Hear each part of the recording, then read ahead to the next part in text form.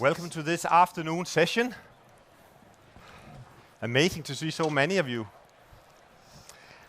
And I would like to first introduce the panel.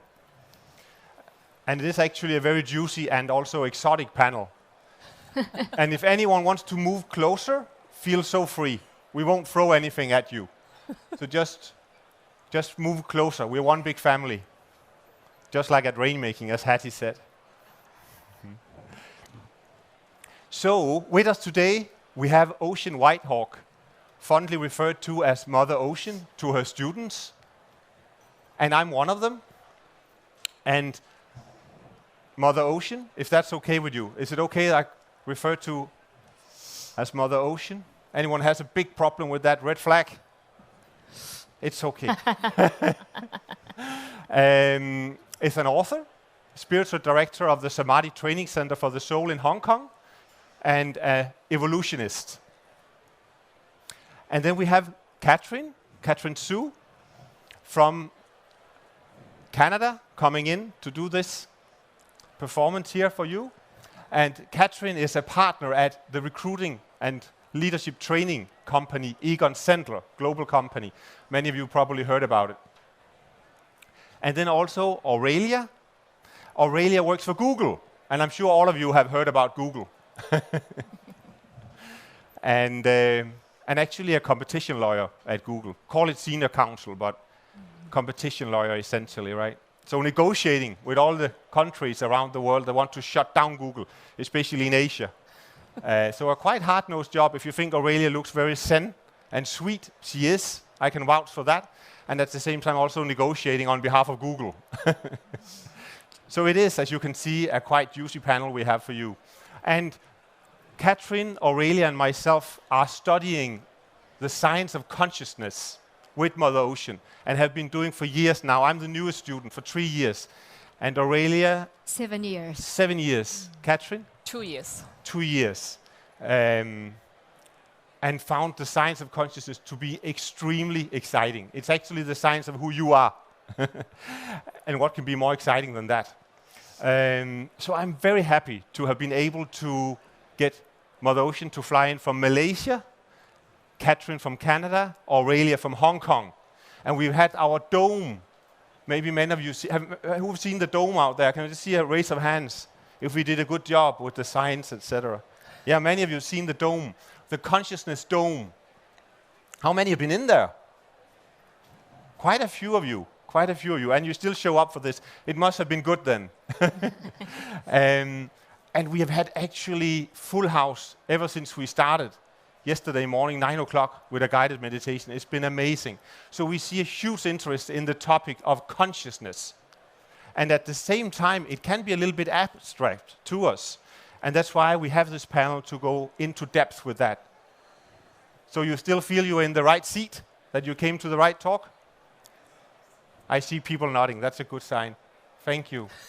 So, the first question would be, I know that I'm really keen for us to have defined consciousness a bit more. Because nowadays consciousness can mean so many things to different people. And it's used, and maybe even overused, in many different circumstances.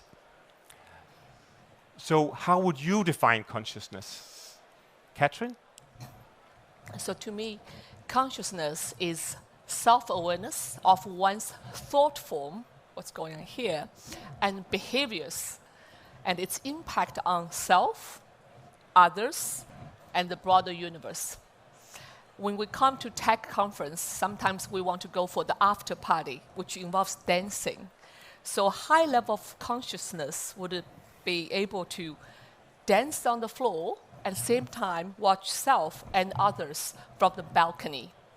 Lacking consciousness sometimes is called as a blind spot or be on an autopilot. Thank you. Auraellia, anything to add to that? That's a beautiful analogy, to be on the dance floor and then look at yourself. I would take it one step further. The way I understand consciousness to be is the everythingness in you that you have yet to discover for many people. And it's the difference that will jump you from being a good, well, in my case, lawyer, to an excellent lawyer.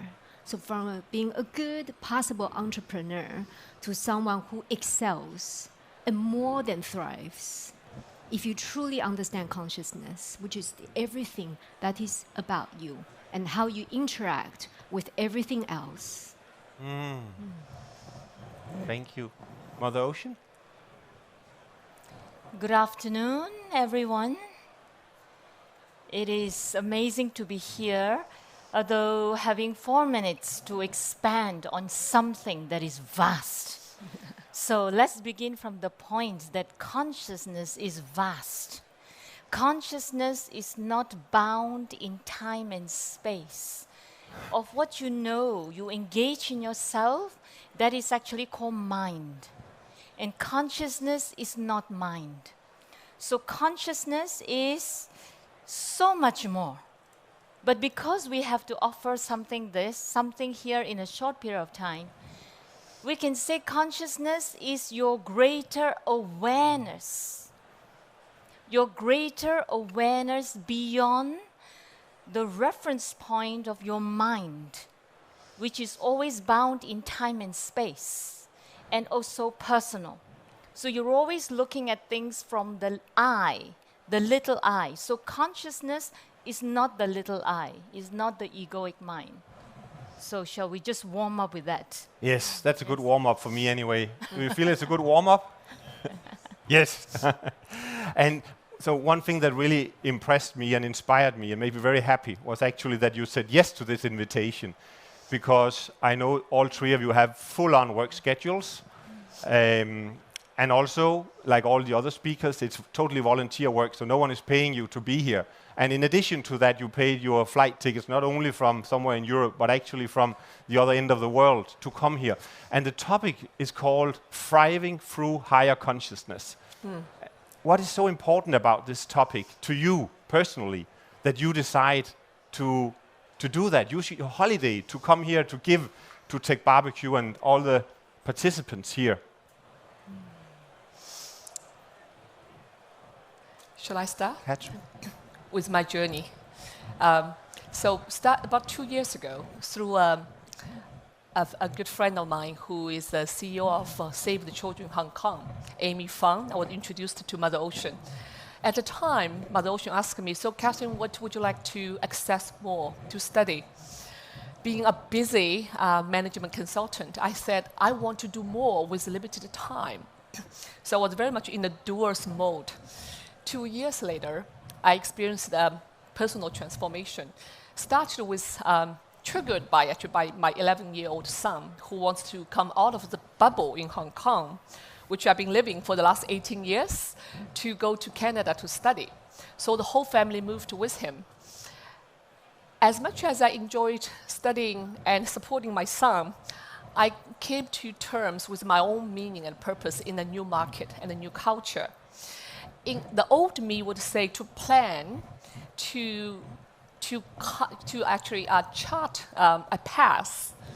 But the studying with Mother Ocean taught me something I never had contemplated before, which is to surrender, not to have a plan, but let it unfold by itself. How I experienced it was by letting go what I used to know and be familiar with, and start to open my senses, see the change of the seasons, smell what's surrounding me, and being fully engaged with everyone I have encountered on this journey. And now I feel completely blessed to be in a new culture, to have a brand new perspective about the life I had before, but more importantly, what I have now, and not to worry about what's going to happen in the future. So to me, this is important much more than being able to do more with my time, which was my starting point 2 years ago. And I wish this opportunity to share with you all.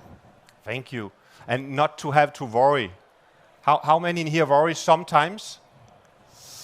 We are actually so often part of the worry club, right? Can I say that without insulting you? I know that I surely was. And also in my experience, just relating to what Catherine is saying, that at a higher level of consciousness, the worrying ceases to exist. And that's amazing. And it's so doable, it's so practical. So thank you so much for that. Auraellia? Wow, where to begin? I love talking about consciousness in the context of work. I spend a lot of time at work observing the way people interact and how we drain energy by not unifying. I see this at Google, and on the outside, many people think of Google as, a place of work where people come together and they're great at teamwork. But oftentimes, what I experience is quite the opposite, where people are coming from a place of insecurity, of fear. And truly at Google, we hire the smartest people. There are even books written about how to do interviews at Google. Have you seen those books at airport lounges? Yes? I didn't buy a copy because I got my job already. But anyway, when I saw that, I was like, wow. And we go through these rigorous selection processes, and yet we have dysfunction. And I realized through the training of consciousness that one needs to understand how the package of energies works. Meaning, are you driven by your fear? Are you driven by the love of what you do? And these are polarities, yeah? They don't sit together. And time again, I talk about deleting fear with colleagues at work, deleting mistrust between each other, deleting attack towards each other, and bring something that unifies, which is what would be great for Google. And this is what is so exciting, because when we unite, when we come together, we unify, it is so strong. And I have seen that done. It's literally miraculous. Yes. I just love hearing about Google through Auraelia's eyes. It's a very different picture than what you sometimes get in the media, right? And the glossy version. Yes, and of course, it is also true. And you've been done so many meditation sessions, Christian singing bowl sessions, because the people who work at Google are real people like us, obviously, even though there are books written about them, and they can also either be suffering, even though their company is so successful, or thriving. As I've got to know Auraellia and lived in your home for extended periods of time and see that it's not just a rosy picture. This is actually Auraellia 24/7, also when things are very hectic at Google. So thank you for sharing that. Madhushan, you have anything to add to this particular question? Right. Why have we come all the way, right? Park our work aside or our teaching responsibility or work responsibility aside to be here?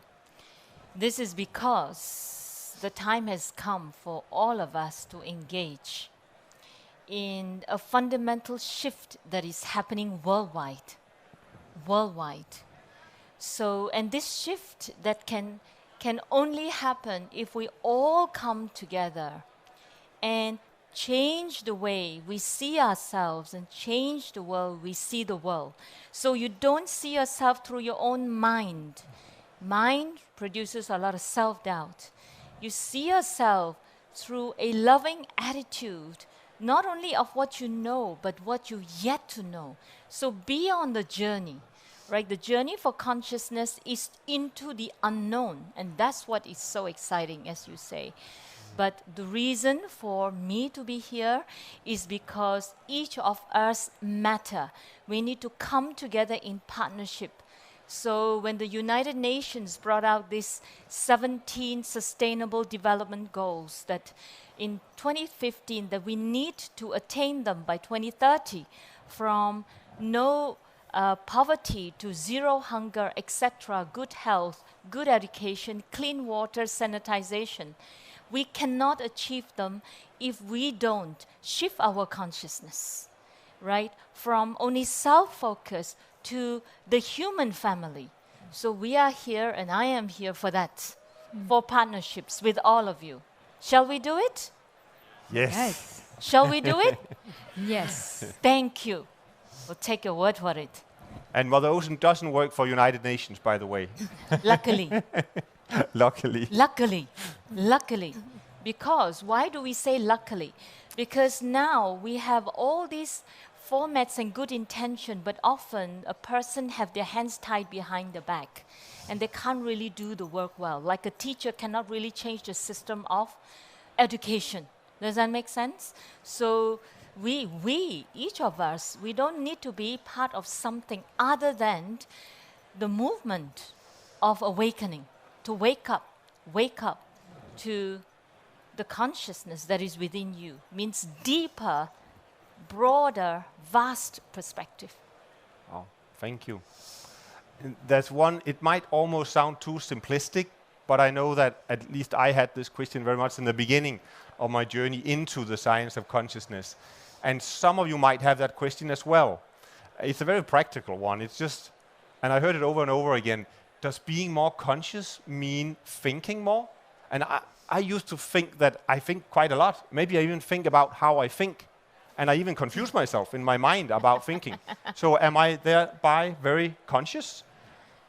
What would you answer to that? If Auraellia? I may, Yes. if I may.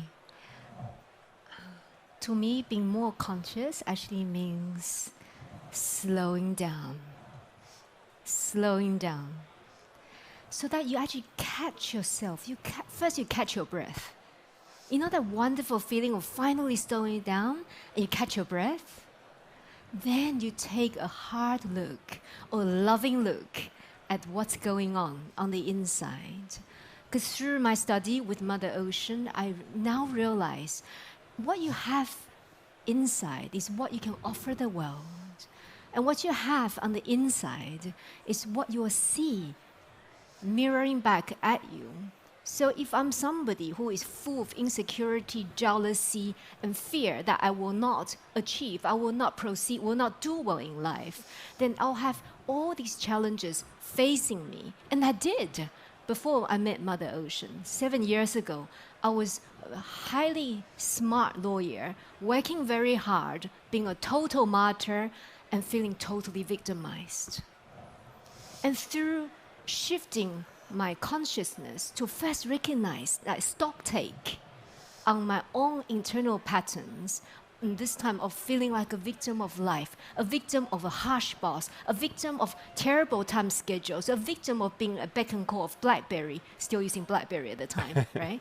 So then I could then do something about it. And in this case, is to shift out of that low realm of existence. Delete the fear, delete this insecurity, the judgment of the self, the non-self-love, and then move up and become empowered, and then become a life-giving force. Rather than someone, you know, people who complain a lot, they drain. You have friends who complain to you, right? Family members. They really drain you. So through the training with Mother Ocean, I shifted from being a person who drained to become a generator of something bright. Does that make sense? It does. It does to me now. And I hope it was also clarifying. It doesn't mean more thinking. No. Most of us think way too much already. And especially if we are in here, because it means that we are very much part of an intellectual community. Tech, innovation, business, very, very intellectual community. I used to work for McKinsey. I see now they have a stand out there. And extremely intellectual community. And if we are not very much aware, we can confuse that with being very conscious, which is not at all, I understand now, the same. So I just wanted to make sure that also that was given to you here, so we don't make that confusion anymore. It's actually about stopping all that incessant thinking. So thank you for clarifying that. So can we just say then, consciousness is to stop thinking. Just make it very clear. Stop thinking. When you are thinking, you are not in consciousness, you are in mind. And mind is limited and linear. So we make that very clear. So stop thinking is the training. You have to train yourself to stop thinking. Then awareness, especially greater awareness, will have a chance to be born into your existence, for you to experience it, and then for you to see how it will actually reshape your life to a much greater level. Is that helpful? Stop thinking. Okay. Yeah.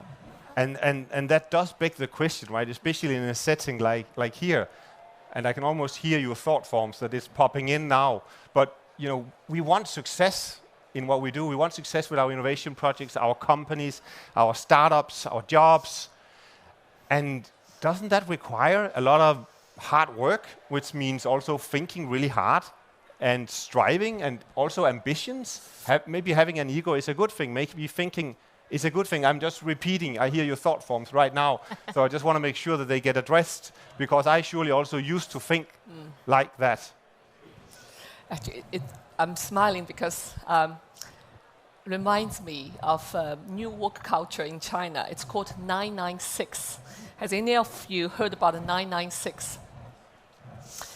It's coined, the term was coined by my countryman and happened to be from the same hometown, Hangzhou, Jack Ma, the founder of Alibaba. So Jack famously said that people should consider blessed and fortunate to work 9 to 9 and 6 days a week, because it's not 7 days. So talk about overworking. You cannot beat China.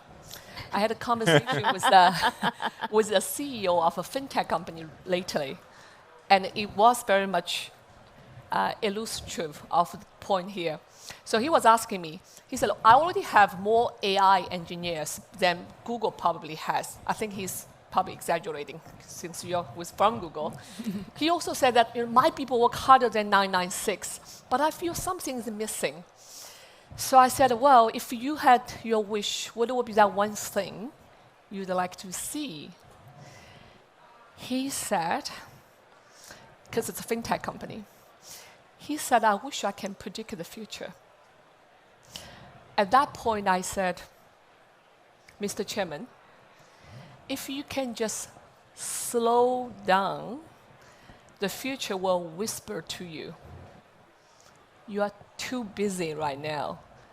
You don't hear the future that's here talking to you right now. Yeah. Thank you for that. Thank you.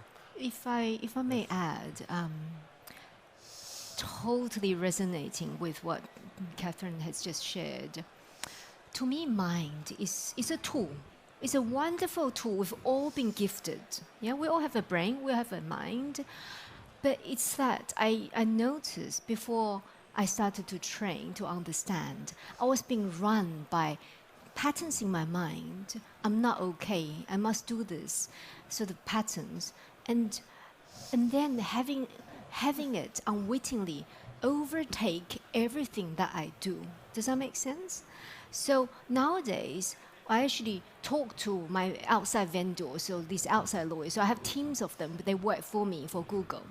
So I talk to them about excellence. So I talk to them about not being run by these patterns of mind, which will get you, it's like a prerequisite. You need to have a sound mind to be a good lawyer, a good entrepreneur, whatever it is that you do in life. But you need more for excellence. And that more is opening to untapped potential, so that you can, what Mother Ocean is saying, so that you open up your consciousness, so you start to take in signals beyond just what the mind, which is linear and finite, can digest and interpret. Give an example. At work, in my very full inbox, I don't have black and white questions anymore. I don't have, can we do this, can we not do this, black and white, yes or no. It's always complex. Just as life as an entrepreneur is complex, many different ways you can move forward.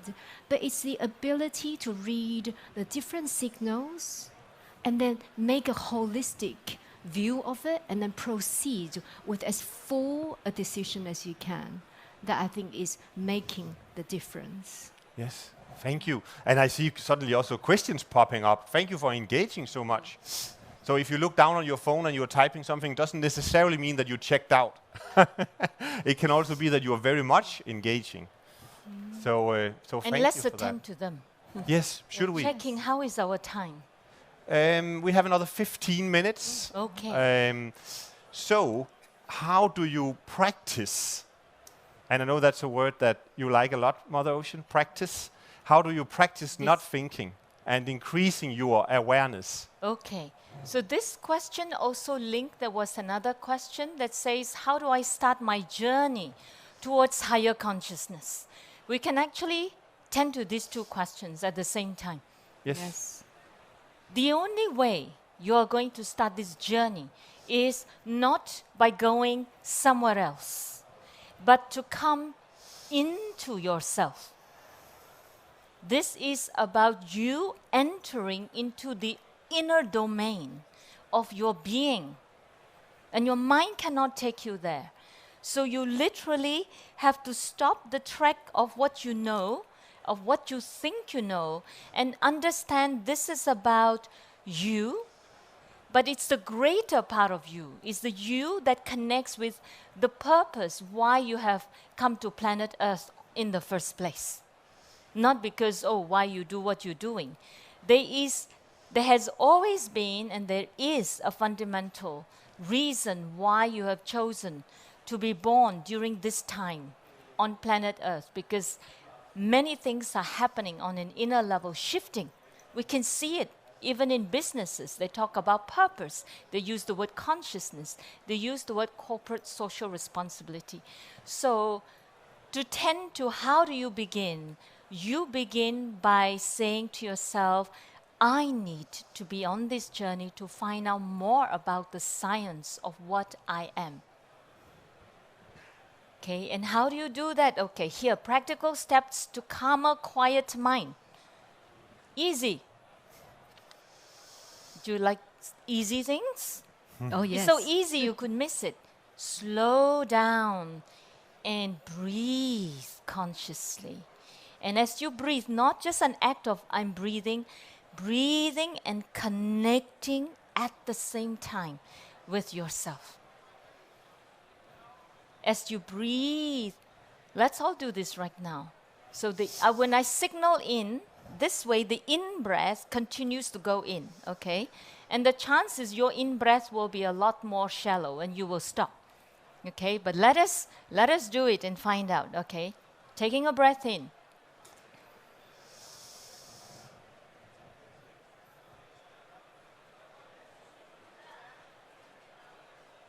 Pause to absorb, and then breathing out gently through the nose.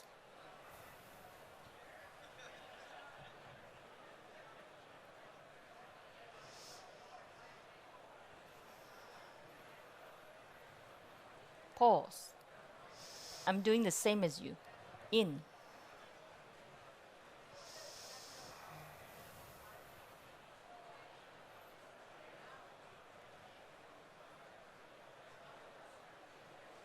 Pause. Out.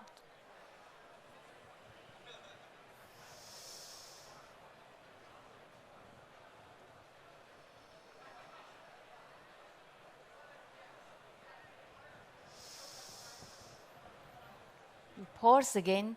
Did you find out you ran out of breath? Long before the hand stopped. That is how shallow you connect with yourself.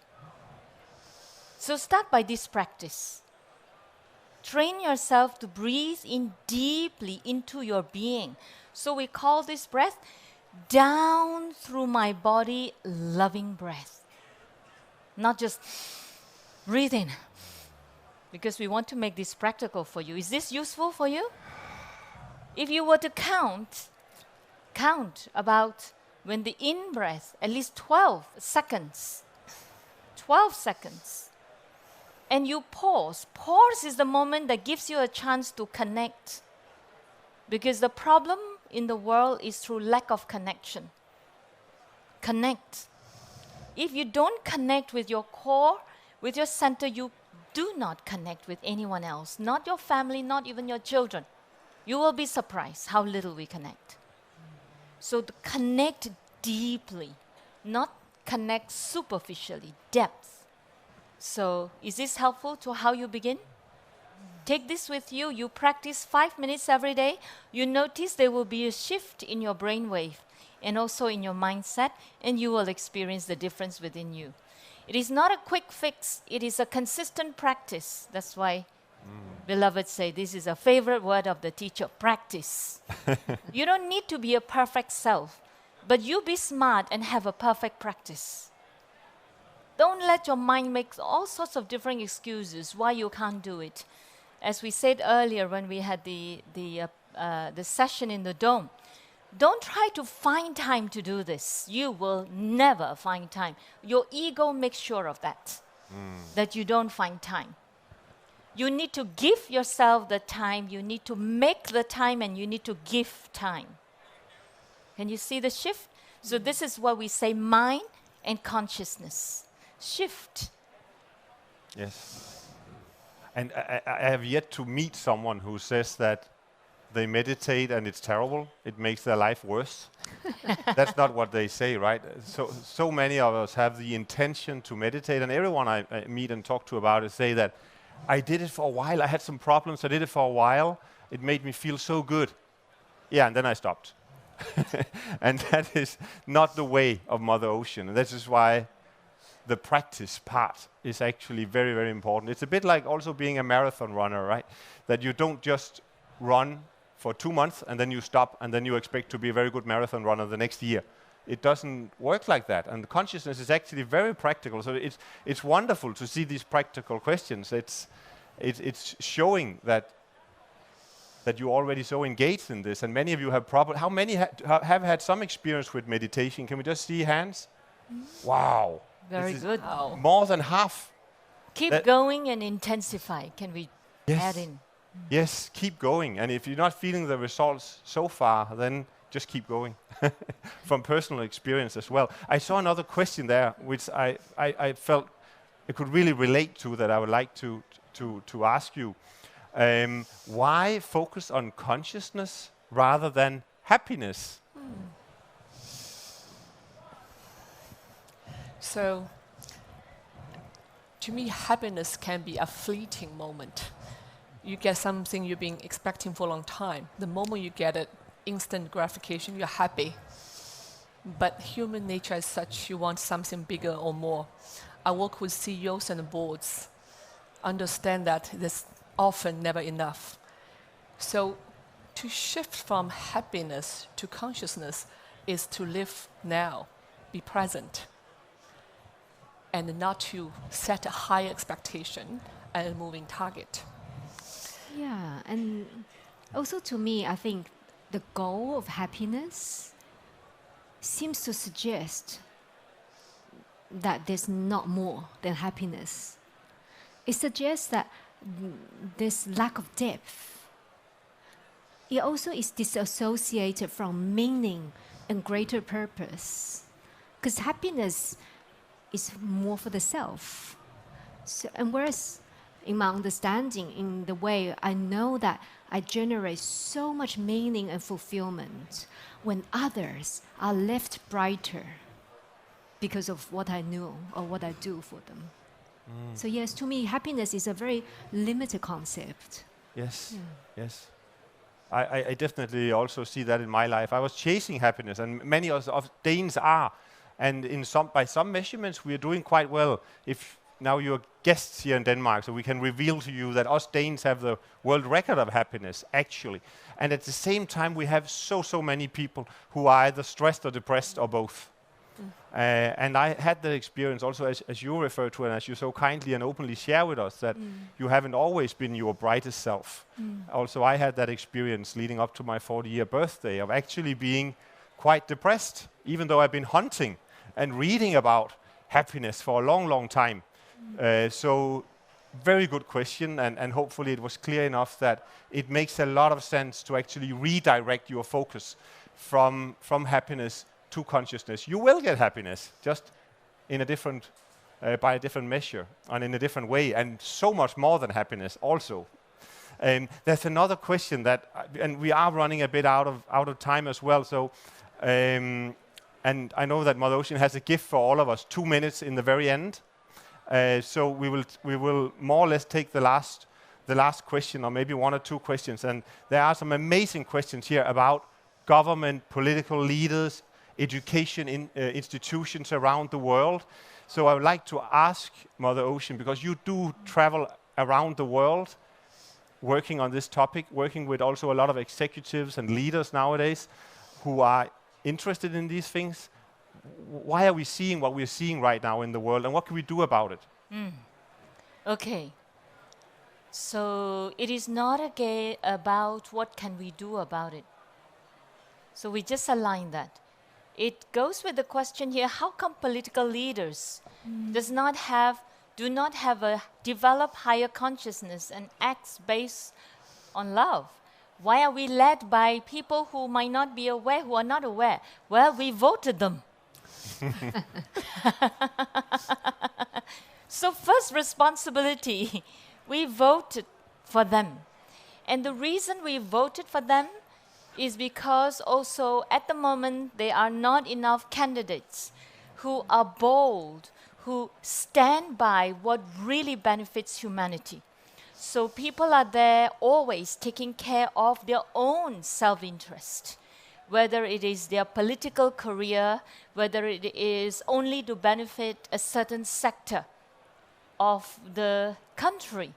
Okay, so we need to change that. But you cannot change that before people show up. So you never know. You could be the next political leader with higher awareness because of this journey that you begin here. So it's not what we do. It's what we need to be. We first need to be awakened. Stop being unconscious. You will be amazed how much time we spend in our day in, day out being unconscious, completely operating and operated by our subconscious mind, which is a conglomeration of habits and belief systems. You are not even in the pilot seat as this consciousness, this intelligence, higher intelligence of wisdom and love. Yeah. Happiness, easy, easy. When you awaken that you are pure consciousness, happiness is the easiest byproduct. In fact, you will have unreasonable joy. Because happiness is totally conditional. You're only happy when things are the way you want it to be, when you want it to be. True? Even somebody wanting to give you love, give you a hug, if you're busy, you won't be happy about it. Please leave me alone. You will be surprised. So happiness is bound by conditions and time and limit. Unreasonable joy. Whatever happens, the joy is bubbling. Then you will be a life-giving presence, and you will leave every single individual brighter than you find them. Yes. So it has to be what you are, not what you do. The doing arises spontaneously. Spontaneously. You have to discover the magic and the effortlessness of the soul. Consciousness connects with your soul. Human being is the soul. Human is the 10% you. The 90% you is the being, is the soul. If you don't study the science of the soul you are, then you only have, no matter how smart a human you are, you will only have 10% to live your 100% life. That's tough. And if you want to learn more about the night, because now Hattie also is a very good timekeeper. Impressive. We went on right 2 o'clock. I don't think it's ever happened for Tech Barbecue before. So Hattie is doing a really good job. And now I know why, because she has a very intense look back there. And that's wonderful. And on the note of those 90%, then we are still in the dome. After this session, Yes. Mother Ocean will facilitate the grand finale. And you are all very invited. I don't know if you can all be there, but we will make it work. Yes, and bring your questions, please. And then bring your questions, and we can So go we more into it. continue. Yes, and want to say this is a love story. When it's to do with consciousness, it is a love story. And you need to fall deeply in love. You do. The world is waiting for more love. It really is. Thank you so much. And there was a question of a practical mechanism, and I think that ties beautifully to a 2-minute exercise. If Hattie, do we still have 90 seconds, hundreds, 15 seconds? Amazing. 120 seconds, I think I negotiated. 120 seconds? That's 2 minutes for the great compassion meditation. Okay, 120 seconds. Close our eyes. Let's make these 120 second counts. Take a breath, the same deep breath. Take it right deep. Push through the boundaries of mind, of belief. And as you breathe out, allow a sense of ease and acceptance of self, of you, all the ideas and all the notions and all the belief systems, that you have all your definitions about yourself. Again, breathing in. And the next breath, breathing in, letting go of what you think, how you think of yourself. Letting go and say, I am. Just I am, without nothing behind it. I am.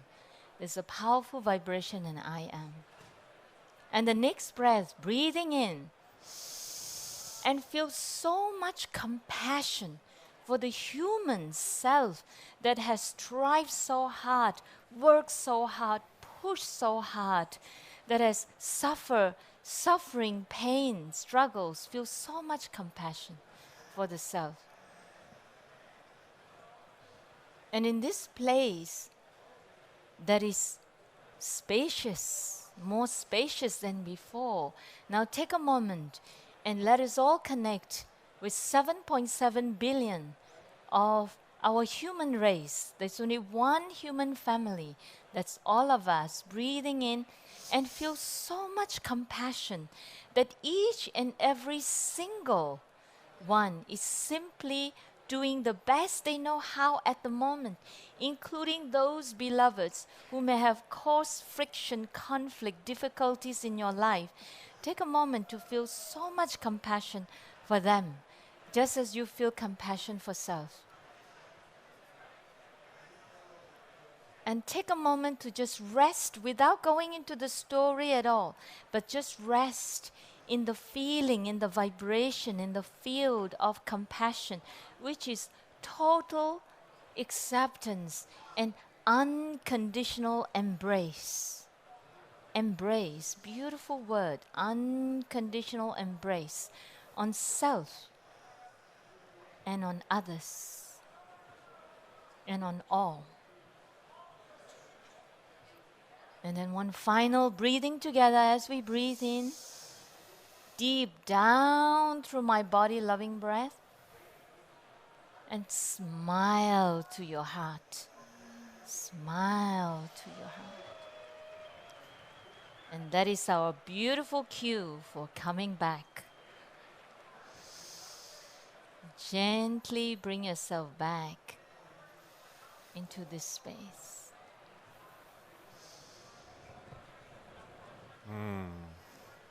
Thank you so much for participating, and should we not give Mother Ocean, Catherine, Auraellia a round of applause?